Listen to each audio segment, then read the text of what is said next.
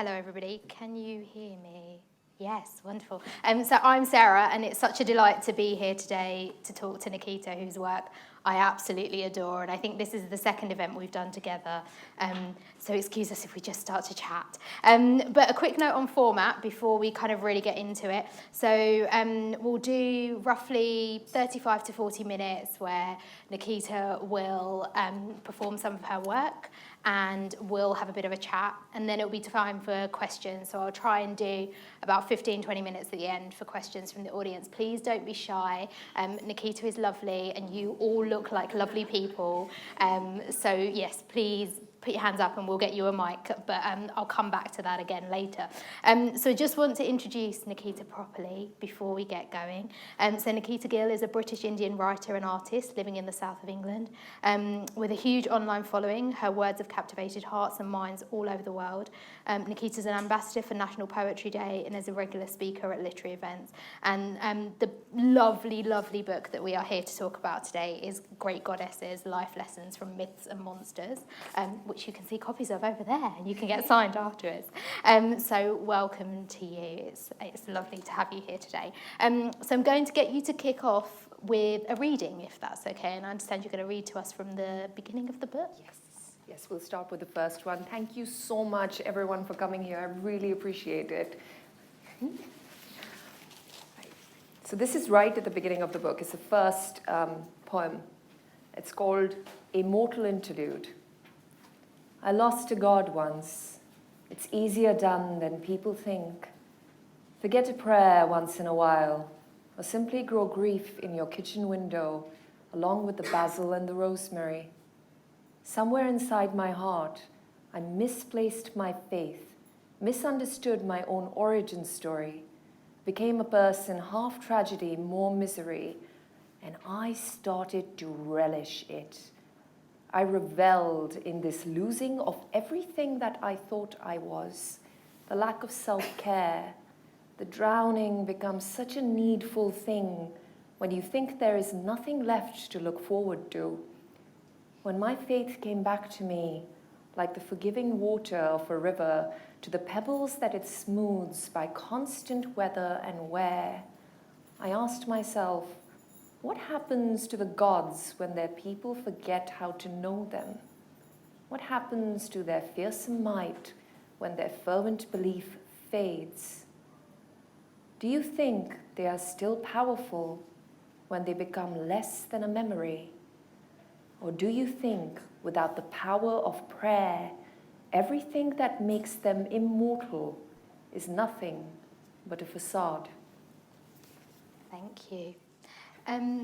So since you've read to us from the beginning, I kind of want to rewind to what I imagine is well before this book, and get you to talk a little bit about when you were first introduced to the Greek gods and goddesses and myths. Like, do you remember the first time you kind of read about, I don't know, Zeus or Odysseus or Hero or whoever it was, and can you share sort of what you felt at that time? So my grandparents live in Jammu and Kashmir, and they have these like really old cloth-bound books, which were published years ago, probably out of publication now. And like one of the books was on Greek mythology, like strictly on Greek mythology. They had lots of things. They had like history. They had, they had the Hindu gods. They had all sorts of things. But that particular book, it was like a maroon book, like falling apart at the edges, like gold writing, which had like all chipped off or something. It was beautiful, but it had all of these stories about these very powerful beings that happened to be, essentially very childish. So yeah, that's where I first got. My mom read those books out to me. I must have been about 6 or 7. Okay. Is there a character or a story that particularly struck you at that time? Like, is there someone you really remember reading or hearing about, rather, as your mum read them to you? Athena. Okay. Athena, I think what was very cool about Athena, and the thing which I remembered, was that she was born with armor on already. Like, she literally came into the world like a war cry. Yeah. And I thought that was such a powerful image, and I'd never really had a woman figure in my head like that before. So it was a stunning image to just keep inside me. It was really good. Yeah. So Athena features in this book, as do people like Zeus and people like Hera. But one thing I found fascinating is that you delve quite deep, and there's a lot of work in this book that is about gods and goddesses and figures that perhaps we're not so familiar with and that don't kind of come up when we have discussions about Greek mythology. I wondered if you could talk a little about why it was important for you to do that and kind of what it meant for the book as a whole as well. I think like the whole point of writing this book was to talk about the goddesses as a whole. And when I started researching, I realized, because I was going to do that thing where I just wrote about the Olympians, right? But we've had so many books about just the Olympians. We've had so many books about, the Odyssey and the Iliad. We've got all of those books out. And I've realized that actually what I need to write is about the inheritance of the Olympians from where they came from and what they give to the future, which would be in the form of the monsters and the mortals. So it became more of a chronological retelling. And I realized that there were these really powerful goddesses who are like personifications, like Gaia, who is basically a personification of the earth. You had like Nyx, who was basically the night. And she's like probably the only goddess that Zeus is terrified of, which I think is amazing because, apparently he went, Hypnos, her son, Nyx's son, did something ridiculous. And Zeus tried to walk into Tartarus to fight with him, and he just got chased off by Nyx at full speed ahead, which I thought is brilliant. This visual of the darkness chasing Zeus away, and he's running. This huge dude with big white beard flowing behind him. It's great. Were there deities that you were completely unfamiliar with beforehand that you came across in your research? So the Chthonic deities, I found them absolutely fascinating. So Asteria, who isn't really a Chthonic deity, but she is the goddess of the Titanide goddess of nocturnal oracles and falling stars, which is such a cool thing to be a goddess of. And you have Hecate, who's basically her daughter, and I didn't know that she's the goddess of necromancy. How cool is that? You've got all these goddesses who are chthonic and who live in the underworld. So it's not just about Hades and Persephone.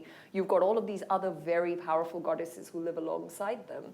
And I found that fascinating. So there were all these stories that I didn't know. Yeah. Because the stories of Greek myths are, even just talking about the Olympiad, I think we often forget that literally everyone is related to each other because when we see them portrayed, they all look kind of the same age. Zeus might look a bit older, but and so there's lots of familial dynamics for you to explore, which I guess is fun and It's great. It's you have this really dysfunctional family, right? Who's always fighting with each other, and they're yelling at each other, and you can't ground them because it's Apollo, please, you have to raise the sun today, otherwise I'm going to ground you. How do you ground him? It's ridiculous. And I can't imagine what Sunday roast is like on Olympus, but I can imagine. I thought all of that was so much fun to sit down and kind of explore. But the thing that bothered me was that the women in the stories just seem to be holding the pieces together whilst the men play protagonists. The gods play the protagonists. And that's where this book kind of came from. Because I was well, what are their real stories then? How about we let them speak? So on that, and again, a lot of Greek mythology has been historically told by men, whether we're talking, thousands of years ago and Homer and Euripides and, all the rest. And even into the modern age, we're still, making film, the film Troy was, I think, mostly about Brad Pitt as Achilles and the BBC's most recent adaptation did try and sort of centre women, but it was still really about a bunch of guys whose egos made them go and fight a war for 10 years. So why do you think now we've seen this centering of women? Because we've got your book, we've got Circe by Madeline Miller, The Silence of the Girls by Pat Barker, 1,000 Ships by Natalie Haynes, and it seems like there's a moment, and I wonder if you could pinpoint why we're having that moment now. I think it's because it's been a long time coming. The point for me was when I heard Medusa's story. So I love Medusa. I think she is, and I write about her in this book, about being like a goddess of monsters, right? And she's really interesting. And I found that her story was one of the worst and most tragic stories, because what happens to her? She gets raped, right, by Poseidon. And Poseidon does it because he has an old grudge against Athena, like, which he's been trying, yeah. So basically it's all about like a guy trying to punish a woman by hurting another woman, which I think is really, it goes to speak a lot, right, for the world right now. And Athena comes down, and instead of going, oh my God, this is terrible, and kind of holding her high priestess to her and looking after her, she turns her into a monster, which is a terrible fate for a woman who's just been raped, right? And I thought, there has to be a reason. She's the goddess of wisdom and reason. I mean, I don't buy it. And I think that moment of me going, I don't buy it, is what kind of made all of this happen. Yeah. And I began to research and realize that beauty in Greek mythology is actually a curse. So what Athena did for Medusa was a kindness. She took her beauty and she gave her the power to turn anyone who ever hurts her into stone. And I thought that is, it's better for her. And it's how, for me, it's how people recover from trauma as well. It's a statement on that, isn't it? Because you end up becoming this really hard version of yourself, and like to protect yourself. So that's what it was. That, for me, that's what it was. Yeah. And these are extraordinarily powerful women who have only been sort of, when you were doing research, and obviously you knew a lot already, but were you kind of coming across nuggets where you were like, well, this one nugget about this one goddess should have been the story, and kind of doing, like, how did you go about writing the actual poems in the book? So I read a lot to start with, and I started with Hesiod, who I genuinely believe was the Instapoet of the Greek, ancient Greek world, because he does that thing with brevity, and he has this tiny, like, Theogony and Working Days is like, it's a tiny book really, and he's able to tell the whole story in like such few words, and it's still so interesting, and he's basically the father, isn't he, of all of this. And yeah, for me, it was, I started by reading a lot, and then I went on to Margaret Atwood's Penelopard. And I found the Penelopard really interesting because I hadn't paid attention. I realized that I hadn't paid attention to Penelope at all. Like, nobody does. Poor woman sat at home for 10 years, and then another 10 years while her husband floated around on the seas, like... Yeah, and like, what did he do? Like, this is why I can't stand Odysseus. No, same. I love the Odyssey, and I hate the main character. It's terrible, right? Because he's so arrogant. Yeah. For what? Yeah. Like, anyway, we'll go into that rant later. I mean, there's a few others that I also really dislike, but we'll talk about them in a bit. Yeah, it's like you go into Greek mythology thinking like, yes, all of the gods are very, very nuanced. It's you have to like study them with the nuance they deserve, except Zeus. There's no nuance to Zeus. Yeah. You can't keep it in his toga. That's all it is. I'm going to get you to do your second reading now before we continue. Perfect. So this is called Chaos. Edward Lorenz, the mathematician, father of chaos theory, defines chaos as when the present determines the future, but the approximate present does not approximately determine the future, which loosely translated means no one knows the consequences of our actions and how they will truly play out, and try as we might, we will never be the masters of our own destiny. And Chaos, who has been listening, as she does to each of her creations, laughs, because what else does the ancient being who created creation do when a small, impatient, primitive species that insists on quantifying everything tries to quantify the unfathomable by their own small terms? And as she laughs, the cosmos ripples, and whole galaxies fall apart. Thank you.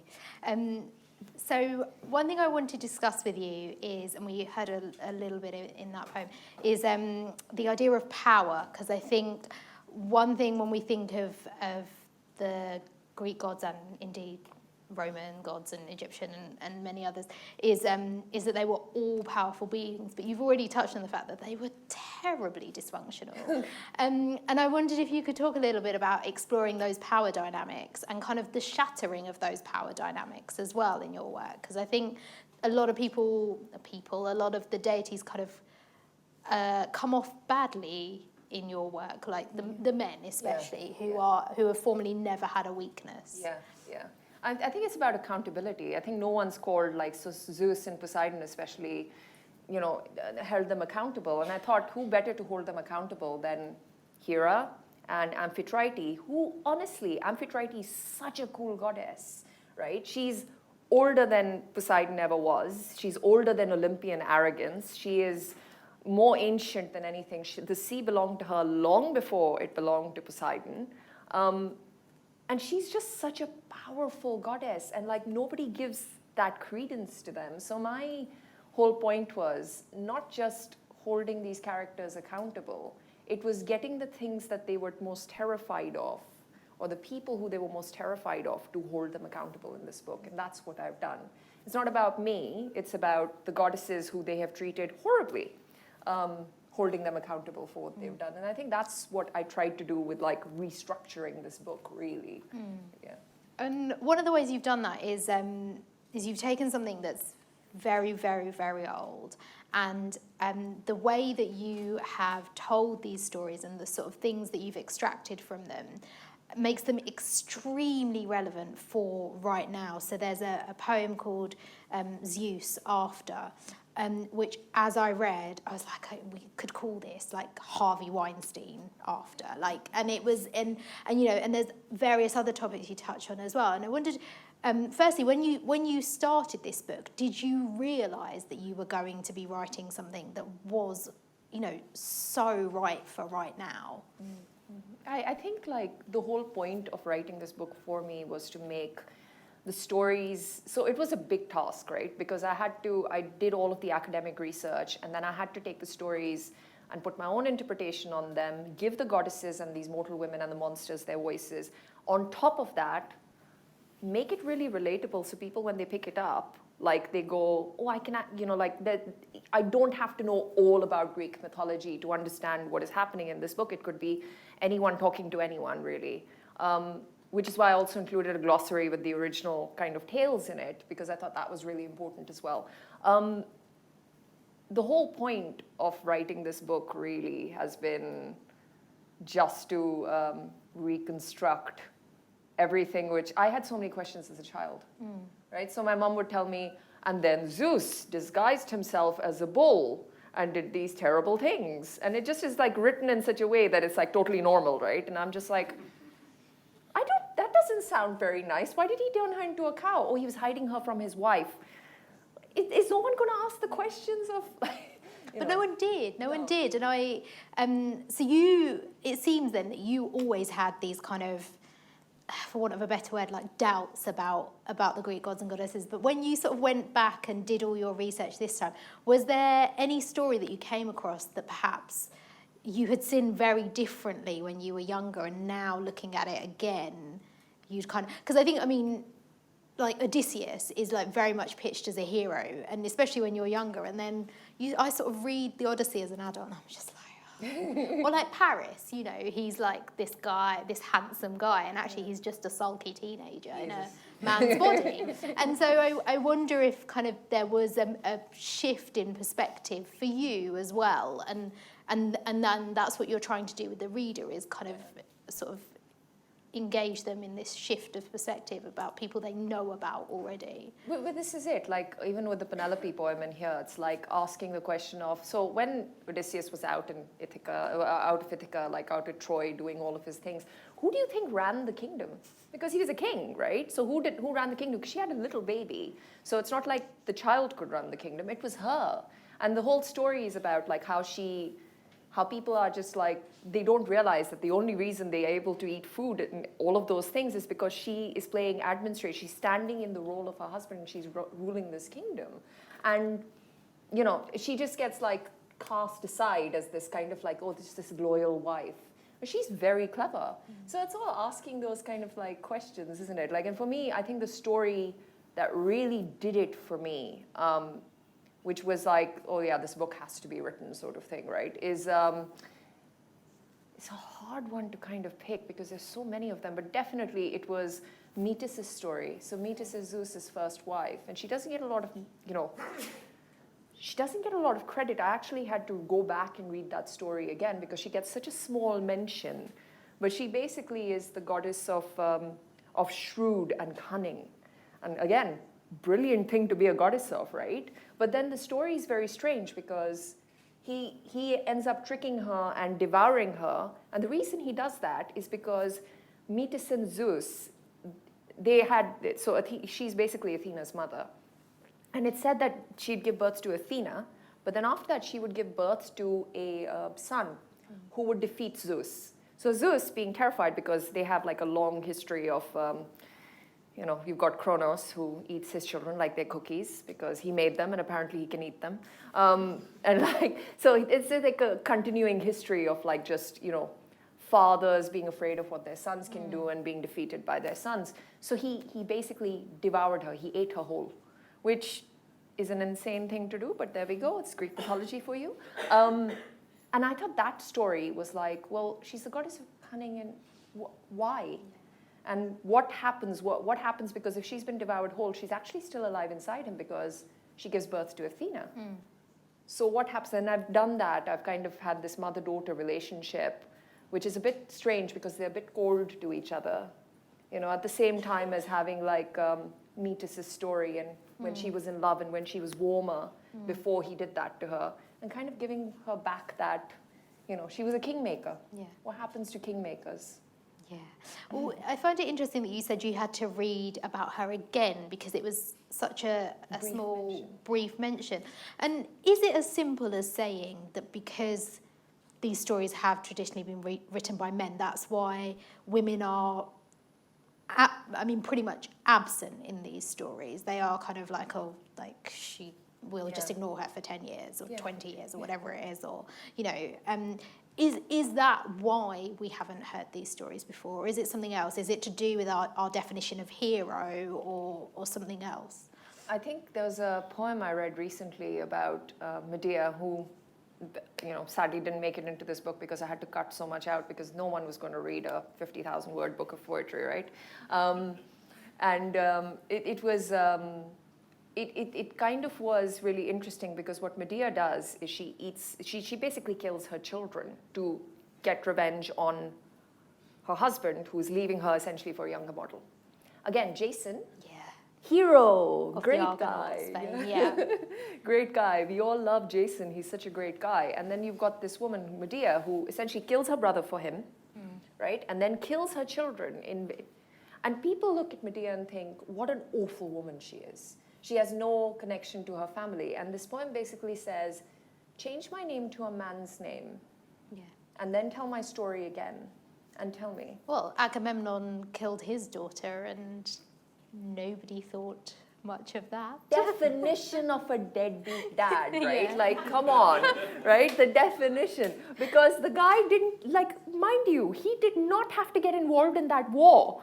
He did not, it wasn't like it was his personal war. He chose to get involved in that war, and he chose to, give up, that particular child, which is hilarious because then his wife kills him, doesn't she? Yeah, she does. She sits with that for 20 years, and then he comes back and she and her lover murder the guy. It's great. Revenge is best served very chilled in her case. I'm going to get you to do your third and final reading, if that's okay.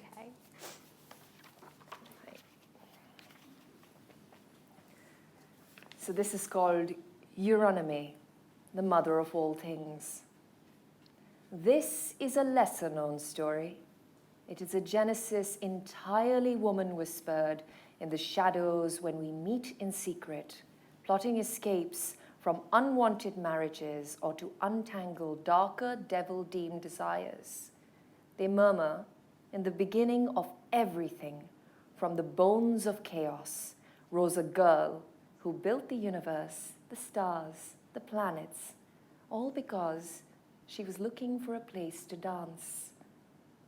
And she waltzed the earth awake, and the rhythm of her feet fermented the stars alive. The synchronized sorcery of her fingers brought the solar system to life. And the flow of her arms looped around the sun and commanded him to open his eyes. But of course, the rest of the tale is broken too. This is a story told in hushed tones. It is the version of the tale they do not want you to know. After all, what is more powerful than women who know all about the blessed fires within them that grow? Wonderful, thank you. I'm so happy that you've read to us, because traditionally poetry is an oral medium. Like, we shouldn't, although I encourage everybody to, by the way, we shouldn't really be sitting down with 200 pages of poetry and reading it beginning to end like we would a novel. And I wondered if you kind of felt any sort of connection or continuing on of tradition, because traditionally the stories, especially the stories of Greek myths, were told orally. Like, the Odyssey was an oral poem before it was ever written down. And like, was there something in you that felt that kind of going forward, or?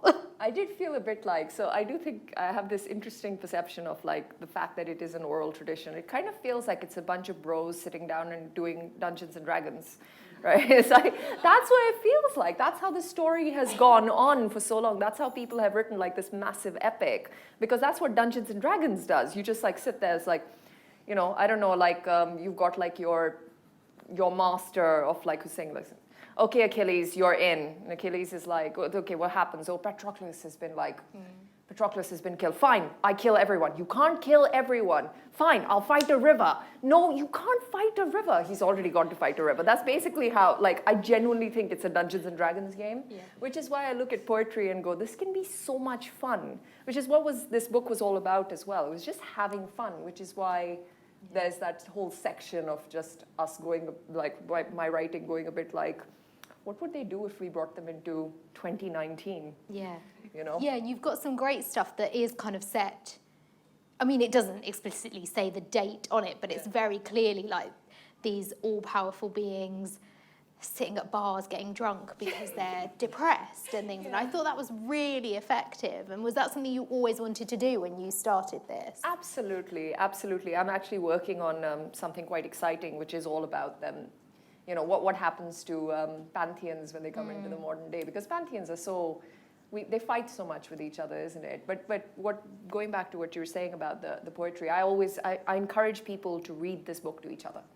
I do, because I think there's something very dramatic and there's something very, very personal about reading someone you love poetry and reading someone who you really care for, something that empowers them. So I do encourage everybody to read this. I've written it in a way that people can read it out. So now we're going to have a group exercise where you're going to turn to each other and read them. No, that would really, I think that would throw a spanner in the works. But please do afterwards. So one thing, the Greek gods and goddesses, their stories are, you could probably speak to most people and they would know something. They would be able to name a deity, they'd be able to name, perhaps tell you sort of half of a story about a Greek god or goddess, or kind of one of the tales of Troy or whatever it might be. And I wondered why you chose to focus on this, and whether how your sort of British Indian heritage sort of influenced your choice, and then the way you approached it as well, and whether you considered looking at kind of other deities first, or if this was kind of always going to be, you're going to start with Greek myths. So I wanted to start with the Greek myths. And the reason I wanted to start with the Greek myths was because as a child, interestingly, that was the first mythology I read. Now, because I'm Indian, I've read the Panchatantra, I've had the Ramayana, so the Indian pantheon is absolutely fascinating, which is why this is part of a series. So this is the first, and then next year I hope to do the Indian gods. And I think it's So we've got like all of the pantheons basically. I've given myself lots of work, along with lots of other work which I'm doing at the same time. Apparently, I don't plan to sleep, but The Greek gods didn't sleep. yeah, That's basically. But yeah, I chose the Greeks because of that image of Athena since I was 6 or 7 years old, which I've never been able to get out of my head. And I ended up drawing it in the book because I've illustrated this whole book myself. And I was able to like go really wild and very detailed with the illustrations that I wasn't able to do with my last book. And I loved illustrating Athena with her little totem of like the owl kind of coming at you. And it was, Do you illustrate first, or do you Oh, no, I write write first first, and then yeah. then get inspired by that? So you've mentioned the next book will be Indian gods and goddesses. So I'm assuming you've sort of started looking at that already, and you've mentioned you've read widely in the area. Are there similarities between these, and are you finding themes crop up or types of characters or? There's a really good book by Devdutt Patnaik, which basically talks about how similar the Greek and Indian pantheons are to each other, and he goes into great detail about how.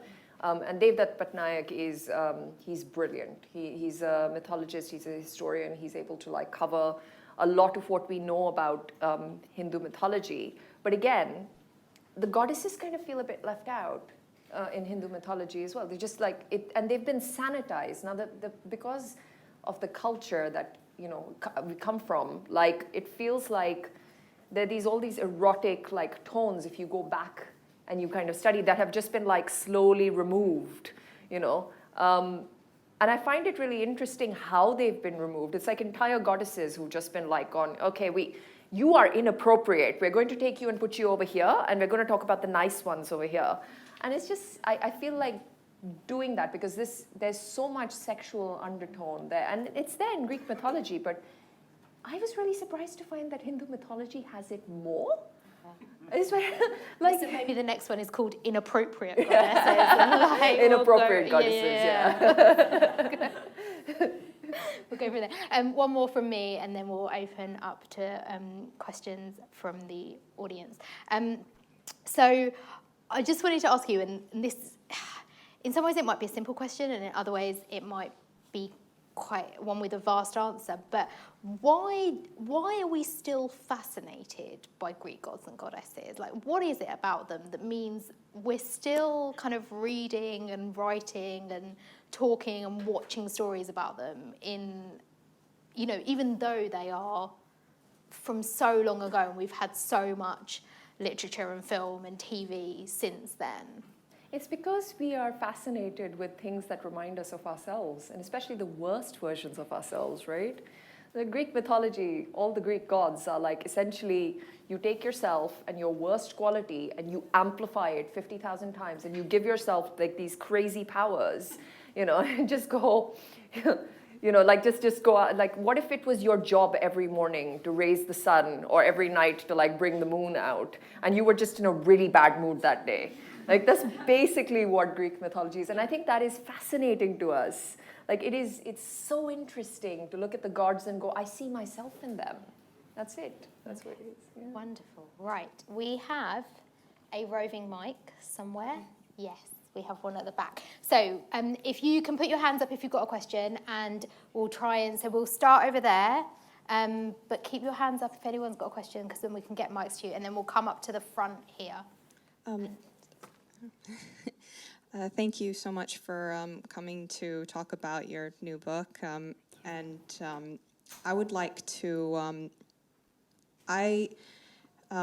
because of this lack of a female presence in many of these fables or stories, I also got the idea that there may have been also a lot of internalized misogyny in a lot of in many Greek myths as well. And do you agree? And if so, what was it like confronting that while writing this collection of poetry?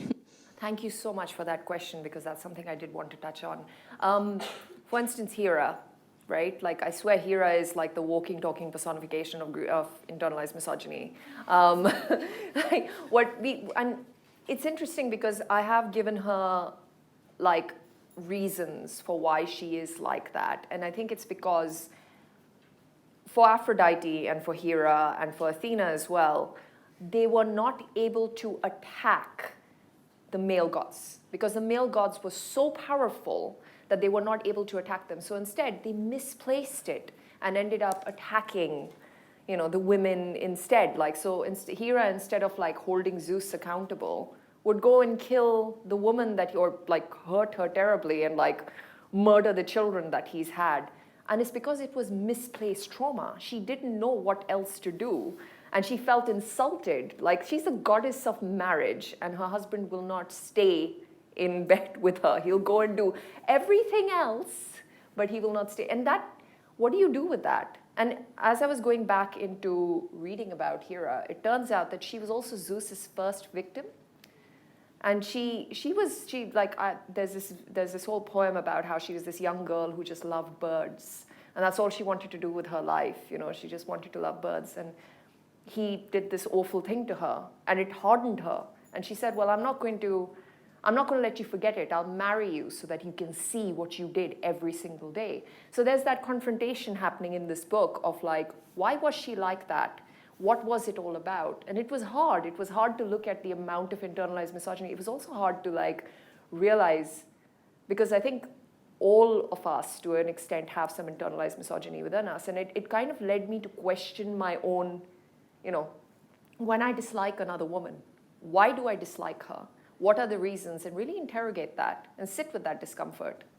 And it's hard and it's not comfortable. But yeah, this book taught me to do that. Greek mythology taught me to do that, interestingly. Great, thank you. So there was a question here, and then if we can also get a mic to this side afterwards, yeah. Firstly, thank you so much for coming and talking to us today. Building on, you touched on internalized misogyny. What about the issue of toxic masculinity as well? Because I feel like there's quite a bit of that in Greek mythology where even the heroes as well as the gods have this idea that the men have to have this massive ego. And do you think that toxic masculinity makes it worse? Do you think it's something that we need to address as well as the misogyny? Absolutely. Thank you for your question. I actually have addressed it in this book, and I've addressed it using Ares, who is the god of war, because I think he's the walking emblem of toxic masculinity. I did find it interesting because I was just saying this, that, I went into it kind of going, oh my God, you've got to do all of these, they're so nuanced and they're all different from each other. And you've got Zeus, who's the god of thunder and lightning. You've got Hera, who's the queen of the gods and goddess of marriage. And you've got Ares, who's the god of war. And you've got Athena, who's the god of war. Goddess of war. And I was just like, hang on a minute. I have some questions, right? And I think it's very much like Ares is like, oh, I've got a headache. And Athena is like, it's because you're an immature child. And Ares is like, me. So it's the two sides of war, right? You've got the war and you've got the warcraft. And I was like, why was Ares the god of war? And I realized that it was because he was made the god of terrible things. You're made into the god of what you are when you are born. And he has to deal with that toxic masculinity. And the whole concept is no one taught him how to be the god of terrible things. No one taught, and that's what it is with toxic masculinity. It is, no one has taught someone. You've internalized all of that. How do you how do you get rid of it? Who's teaching them how to get rid of it? And that's the story in here about how he learns and he kind of reflects and kind of tries to get rid of it. But you're going to have to read the book for that. I'm going to stop giving so much of it away. Great. There's a question on the corner here. Hi.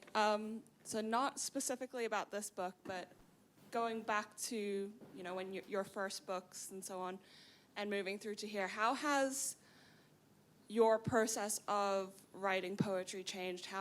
Because I feel like the original or the previous work is more personal, whereas later works are more about other people. Yeah. So I don't know how that has felt like for you and writing and your career and so on? I think what is really interesting about, like, I felt like I've already said what I wanted to say about myself, and I need to kind of process those emotions and kind of take my time and distill them, and then find another year, maybe in a few years' time, to kind of put them out. And I found these subjects that I'm doing right now really interesting because it is quite personal. Like, we've got like lots of bits in here which are quite personal to me, which are experiences. There's stories in here which are actually, you know, like about my parents, and they're about my grandparents, and they read them, they're going to not be very happy. But it's all been told through this veneer of mythology, and there's a poem in here which talks about how it's easier to touch trauma through this veneer of mythology and folklore and not have to constantly put yourself through that. Yeah, I think it's two different processes. So when I write very personal poetry, I find it quite hard to share. Like, about 80% of my work just sits in notebooks in my house because I can't, I'll show it to you. But yeah, it just sits in my house because I think it's really hard to share so much of yourself in such a public way all the time. But with mythology, you're not really talking about yourself, even though you are talking about yourself. You know, you could just say, oh, Athena did this thing, and it's actually like, I actually did this very bad thing. I'm going to read it again now and be like, was this Nikita doing something? You're going to call me, aren't you? It's going to be great. Be like, so, let's talk about this. Great, thank you. Another question? Yeah, there's two hands at the back, so yeah, we'll start there, and then we'll come to the person in the middle here. Hi, I was just wondering, because recently there have been a lot of books written about or retelling Greek mythology, like the Song of Achilles, the Penelopiad, like you mentioned. Was poetry like a personal choice, or between prose and poetry? So this book is between prose and poetry.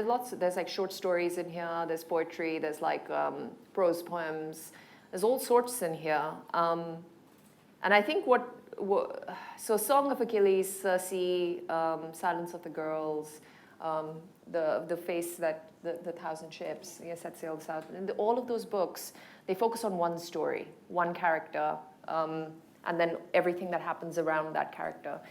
What I really wanted to do with this book was take all of those characters, kind of distill all of their life stories into, you know, poetry, and kind of put them forward. So there's so many women and so many like male characters in this book, and so many like ideas inside this book that people could, you know, really digest them. Poetry is, I think it's a way that I breathe now. So I can't really say like, I think if I don't write in a day, I feel like I've failed myself somehow.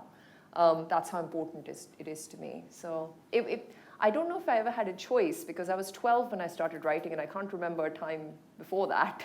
So yeah, Wonderful. And then there was a hand in the middle. Yep. Thank you very much for this. This has been brilliant. My question's again about your process. Do you have any advice for other writers about how to go about writing? I think for me, the most important thing is to write every day. And it's even when I don't feel like writing, even when like it feels hard to, you know, put the day into words. But I write about 5 pages of my journal every day, and then I write about 750 words on my computer, because I distill that, whatever I put in my journal, and kind of put it on there and go, maybe I'll find like 3 lines in all of those words, which can then become a poem. And it's the thing of doing it every single day, to the point that when you don't do it, you feel like, what? Like, I can't believe I've not written today. It's like not eating or not sleeping. And that's the advice I give to every writer I know, everyone who wants to be a writer. Just do it every day. And then in a month, like every month, I kind of go back on everything I've written over the month, and then yank out whatever I like best, and maybe that becomes a story. Maybe that becomes a poem. So yeah, just create a body of work so large that, you know, even if you don't use 90% of it, the 10% that you use is so important. You know, it really says what you want to say. Like, this must have been 1 million words written before I was like, okay, these are the poems that are going into this book, you know. Thank you for your question. What got left out of the book? Is it another book? Basically. Okay. Like I told my editor, I'm like, we're going to have to remove like about 50% of the book. And she's like, that's fine. We'll just do another book. It'll be okay. So it's great. Like, so we've got like Achilles and Patroclus' story, which of course classicists do argue, and they go, they were not boyfriends. And I'm going, they were husbands. They were not just they were husbands. I'm sorry. Like, It's like the biggest love story of the Trojan War. Like, this is it. Like, I looked at it and I was like, how are you still having this argument? And then you've got like that Brad Pitt movie, which was like, no, they were friends and they were cousins, and stop it. There was no gay stuff going on, okay? And I was like, well, they were husbands, but okay, carry on then. I mean, the guy literally Achilles got so mad when Patroclus died, he literally almost ended the war by himself and fought a river. I'm sorry, that is something a boyfriend does? Just saying. okay, anything else that we should keep? Like, was that one of the hardest to let go for a second book, or? Yeah. I think for me, I do kind of cover in this book, because I'm a queer woman, like I cover a lot about, there's so much more, because there was, Achilles and Patroclus, there was like there's Orpheus, and Eurydice. All he had to do was not look back, man. Stuff like that. There's so much stuff which hasn't gone into this book because the poems weren't ready, or they didn't fit. That's the hardest thing you have to do as a writer, right? Like, this poem doesn't fit, but I love it. But it doesn't fit, but I love it. It's like, justify it in 30 seconds. If you can't, poem's gone. Yeah. It's the worst thing you do to It's a yourself. good exercise, though. It's a good exercise. Right. Have we got any more questions? So a question there, and then I'm going to come to that side of the room. Hi. Firstly, I really love your dress. Thank you. Secondly, I'm really interested in what you said about you're going to write about the Indian goddesses in the next book. And I wonder if you can talk about if you ever feel any pressure to have to talk about your Indian heritage as a writer, because you are an Indian face in poetry, which is kind of rare. Yeah, all the time. I think people take my work less seriously because I'm not writing about my culture and my heritage. Sometimes it's like, you're a brown woman. Why are you not writing about your culture? Why are you not writing about these, your experiences as South Asian woman? And why are you writing about like Western mythology? Why are you writing about Western folklore?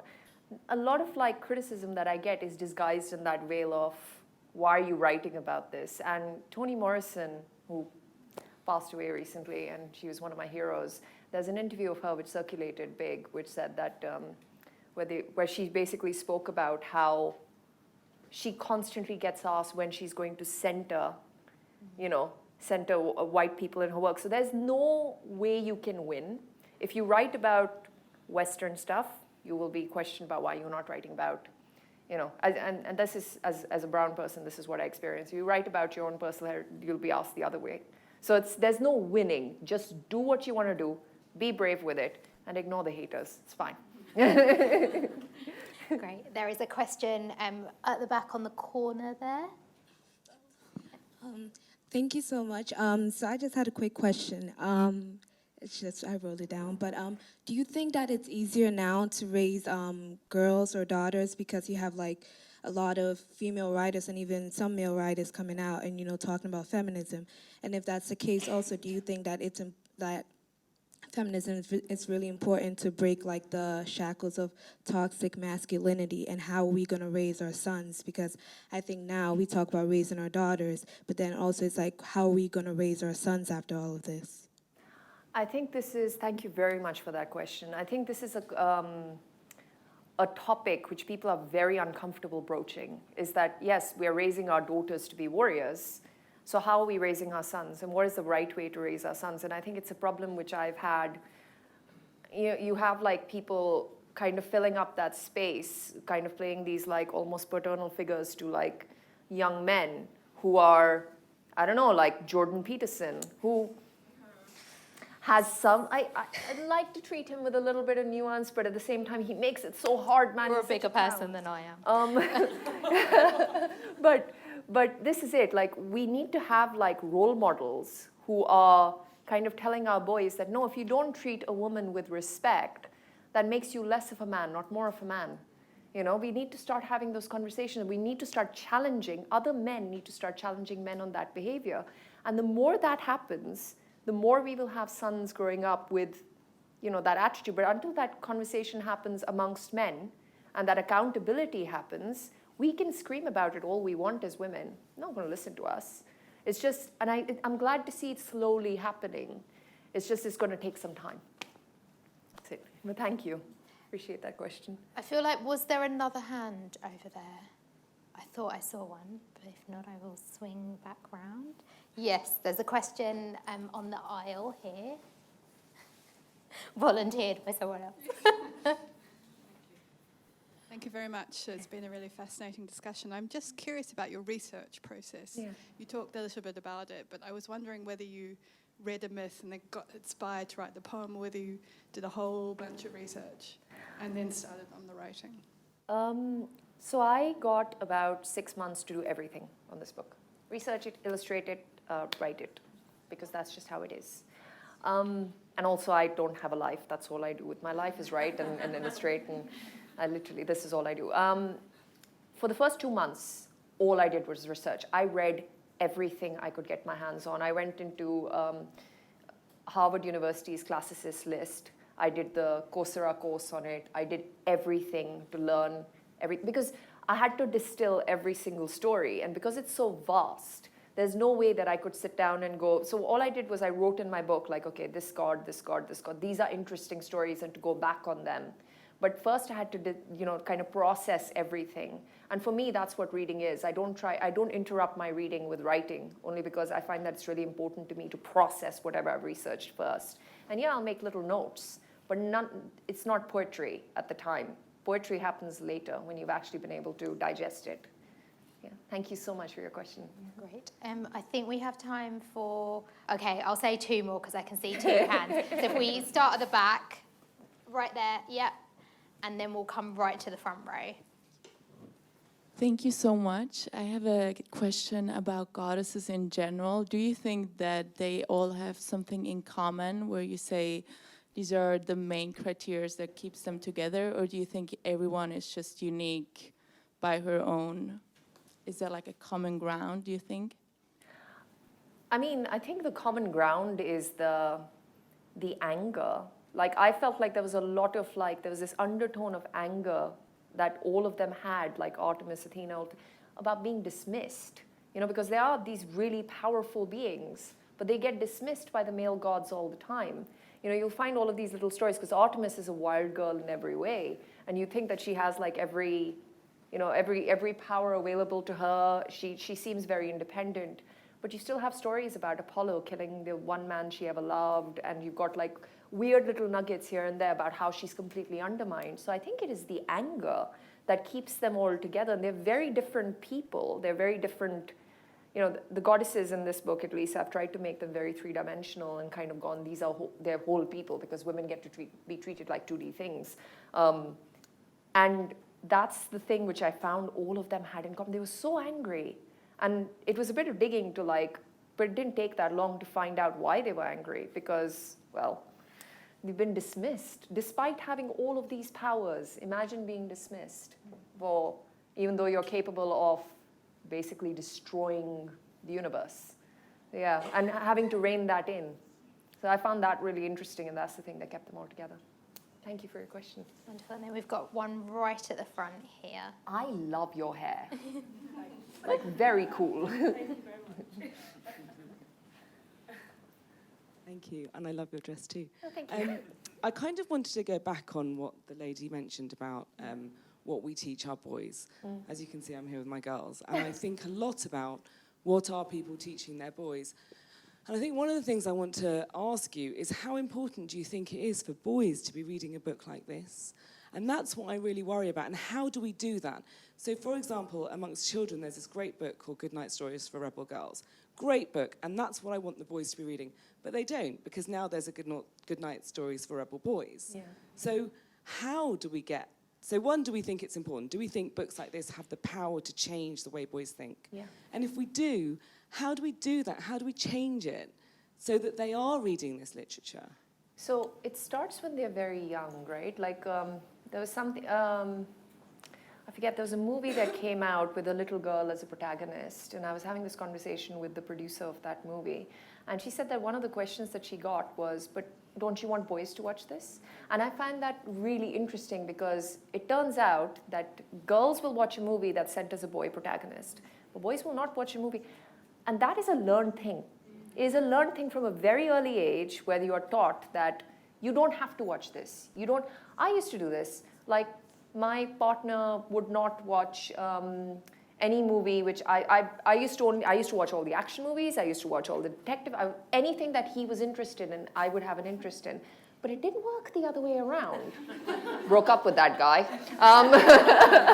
But it's something that you have to teach them from when they are like little babies, that this is equally important, because the world will teach them not to center women. They will teach them that they are the center and women have to adapt to what they like.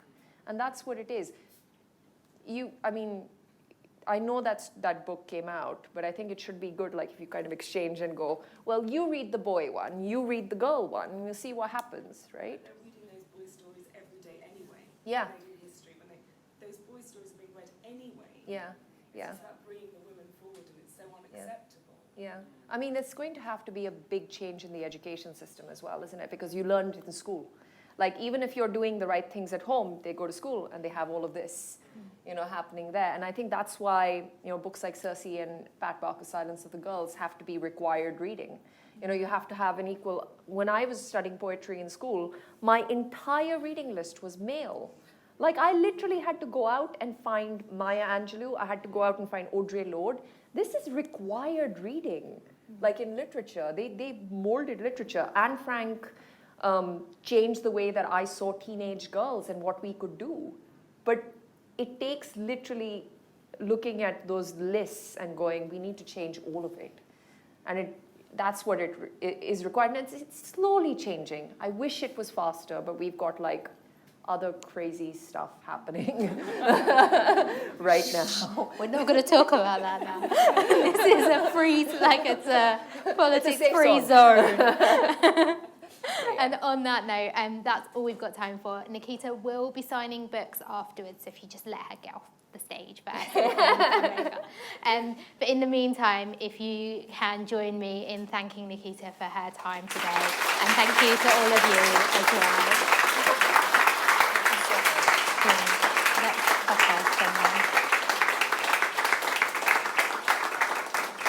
I just quickly want to say thank you all for coming here. Thank you, Sarah. And thank you very much to Asia House, who kind of organized all of this and did such a lovely job. So thank you, guys. I'll see you at the signing table.